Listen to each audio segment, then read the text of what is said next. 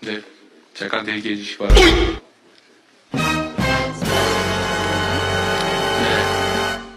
2,000 years later.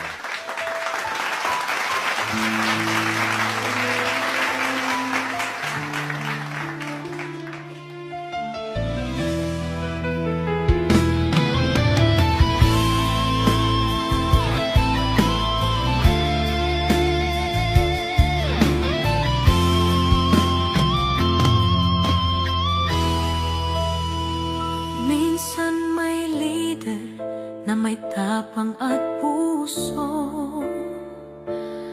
Si Tatay Digong para sa Pilipino. Tinindigan ang tama, nilaban ang mali. Ngunit siya ngayon tila nakapiit sa dilim. Habang ang bansa'y lumulubog sa baha, sa kasinungalingan at pangungurakot ng iba, ang mga traidor malay at nakatawa. Ang tapat na puso ang siyang nagdurusa. Bilanggo si Tatay, ngunit tayo rin gapos ng sistema, walang damdamin.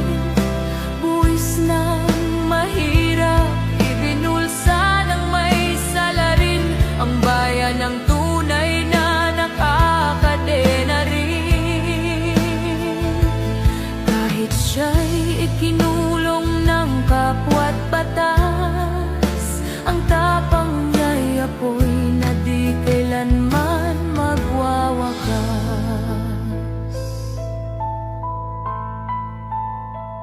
Ang mga pangakong ginintuan, pawang salita.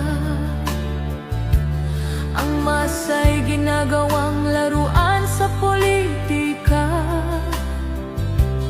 Ngunit sa puso ng mga maralit at tapat, si Digong pa rin ang tanging hinahanap.